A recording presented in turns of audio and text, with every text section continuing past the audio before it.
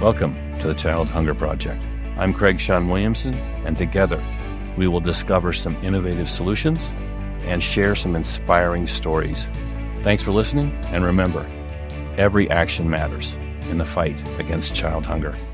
This is the first podcast I'm doing for the Child Hunger Project after doing the origin story a few months ago. I had some time to think about and to work on what I want to cover in these podcasts. We've had some time to build out now our new branding on the Child Hunger Project, which prior to this has been the Craig Williamson Foundation. That's been doing, its mission has been to augment school lunches in places where the school's in very poor areas and maybe the school runs out of food. We've been doing that for about 8 years. Started with me, literally going to places like Costa Rica and visiting the school and getting, a pallet of rice and a pallet of beans sent to the school by myself. My businesses afford me the ability to do that back then and have grown. So now we're a bigger operation. We're moving into 3 different countries. We've got this podcast that we're launching. I've got 3 books written on the subject and a 4th one coming. So, now after 8 years, we have the ability to expand what we're doing and hopefully make a bigger dent in this in more places. We've actually got some traction here in the United States to do some very good things on weekends, during the holidays and during summer vacations when the schools are closed. And remember now, some places where these schools are located, public school systems, have placed schools in very poor areas where in some cases the children are going to that school and that's the only meal they get, either lunch or breakfast. The more we can help augment that, make sure that they have enough for them during the school week, and also where we can help them on weekends. We can get the staff in there and pay them to feed the kids on weekends. They just show up at the school and get a lunch. Every time you feed a kid in a 24-hour period, you eliminate child hunger, and then it never gets to child starvation. So that's how we approach it.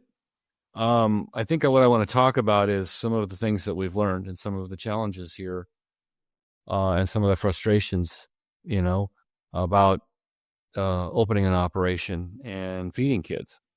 We've gone to places where we've done some accounting and figured out why some of these schools are running out of food. And quite literally, you'll have a line of kids waiting at the steam table to get their lunch, and it's supposed to be a free lunch for that child. And what happens is they just run out of food. And, they may be allocated a certain amount by the Department of Education, by the local district, educational district, by the Ministry of Education in some countries.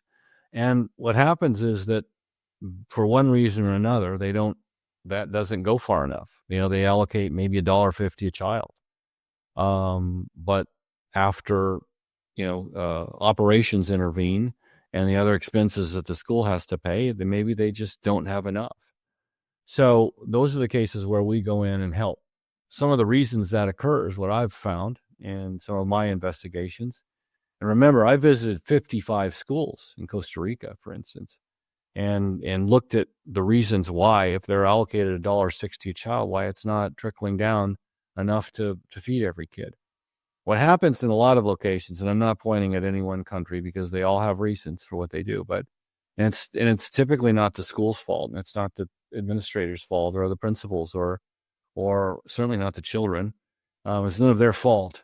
But the system is set up so that the allocation of funds of that school has to be done in such a way that it just doesn't leave enough for lunches. Now, you and I may look at this and say, well, what's more important, right? The feeding of those kids should be number one on the list. Well, guess what? Bureaucracies don't allow that to happen sometimes for whatever reason. Some of those reasons may be that in looking at the accounting, you may find that the school is paying its electric bill, for instance. And although the school is set up with a budget that's supposed to cover that electric bill and the children's lunches, maybe the electricity goes up in that country, and maybe it goes up faster than annual allocation increase to that school for the children's lunches. So then you've got a deficit, and you might say, well, maybe they just have to go without electricity but still feed the kids. It so happens that, I've been to the electric companies of some of these countries, and I've had discussions with them. And what happens is, invariably, they lay that on the ministry or the Department of Education, say, look, we're an electric company. We have to increase our rates to cover, debt that we put on to, for our renewable resources, or for building a new dam, or for whatever happened we have to do. We have debt that we have to pay, and that goes up. So we have to increase our rates this amount. Sometimes those rates go up, 3% a year. Sometimes they go up 11 or 12% a year. Doesn't matter to us how they pay it. They have to pay it. And by the way, the school system, the 5,000 schools in the school system collectively is the largest customer we have. So, for profit purposes and for covering our debt and our expenses, we're not going to back off on them. And you might say, well, why don't you give a discount to the public school system, because you're in this together? And the answer would be, well, yeah, we have. We've given them a discount. They pay 20% less than the average business does.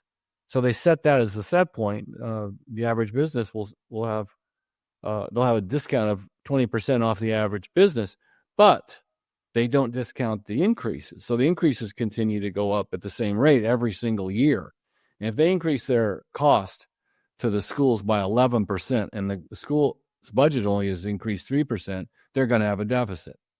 Further, if they've also lobbied, regulations in place in that country where if the school doesn't pay its bill for one reason or another, the next day the electric gets cut off. And further, they may have placed regulations, on the schools that if they don't have electricity, they can't be open. So now you've got a school that maybe it wasn't able to pay electricity because it was feeding kids, and the electric is turned off, which means the Ministry of Education has to shut that school down, and nobody gets fed. They literally bureaucratically place themselves in a priority position over the feeding of the kids. I don't know that was anybody's intention, but that's just the way the system's set up in some countries. So now the Ministry of Education, is on a fixed budget, has to find some way of doing that. The school has to find some way of covering both the electrical bill and feeding those kids. And invariably they do what they can. They have weekend events where they try to raise money literally to augment their own lunch program so that these kids get fed. It's a frustrating, bureaucratic, chaotic, ridiculous situation. However, it is what it is. And our job then is to go in and identify when that happens and say, what can we do? And normally what that means is just providing funds to it, providing additional funds. Now, in many of the cases, the schools will say, well, the Ministry of Education or the Board of Education will say, you can't give money directly to that school, right? That's not allowed. You have to give it to the Ministry of Education, which we all know they'll never trickle down to that school. It'll get eaten up all the way down. About 5% of will make it to school. So the workaround on that has been, well, what can we give to the school? Well, you can donate things. Okay, great. So then we tell the school, look, you order your pallet of rice, or you order your pallet of beans from this company and send the invoice to us, which means we are now donating something to the school, not giving them money. So there's always workarounds for this, but these are some of the frustrations that we find. In other cases, I've had events where we've went into a location that's had a crisis, and the schools, because of one festival or another, the schools are closed, and services are shut down. And in one particular case, I went to a location where, the school had 1,100 people showing up to be fed on one of our programs, and we had the rice and the beans and the eggs delivered, and we get there and the water shut off. And by the way, during this week-long festival, the water company's not working, right? And they're literally there, families and kids are there waiting on food and thinking there would be water there too. They're actually there with plastic bags to fill with water so they can take home with them, because they don't have running water at home. And we get there and, there's no water. There's no water to cook the rice. There's no water to cook the beans or boil the eggs. And even worse, it's, 95 or 100 degrees. And, there's 1,000 people sitting there waiting, many of them small children. I've been in a situation where we have literally carried small children to cars to take them to the hospital because they fell out with the heat, completely dehydrated because there's literally no water. Now, there again, you find a way, right? And that's what we do. What we do is we use whatever kind of resourcefulness we can, and we find a way around that situation. In this particular case, we found a farmer that had a watering truck, a tanker truck, and we had him pull up there and open up his spigot so that everybody could get water, and then we could cook the beans and the rice. And the next 2 or 3 days, we were able to feed these kids. But this is some of the situations that we run into. We run into government situations where the local government doesn't want us there. Like it's the old saying is, don't tell the butcher his meat is spoiled, right? So you go in there and you try to tell them the flaws in the system and why kids are starving, why kids are not eating and are hungry and go more than 24 hours without a meal because they can't get a lunch at the school. And they look at you and say, well, thank God you're here, right? Well, that's not what we need. What we need collaboration from that particular municipality, and it's just not there. Some of them, they prefer to just ignore it. Some of those things I've written about in the first book that I wrote called Let's Feed Some Kids. That's about, the challenges that donors have when they want to donate into a crisis that's as big as this. And that is literally, that's so big.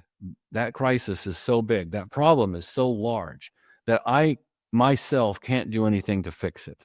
And if I can't fix it, then I'm going to do nothing. They don't understand the incremental pieces that make up. There's no silver bullet. They can take one small step and be part of a collective that can make big, big change, but it's not going to be them firing this silver bullet to fix it, so they do nothing. That's what happens in local municipalities and in governments. They look at it and they say, yeah, it's been that way forever, though. It's always going to be that way because we have no way of fixing this. We can't fix it all in one, election cycle. So we're not going to do anything. Now, there's also the other side of that where governments took a close look at it and said, look, we're going to attack this problem.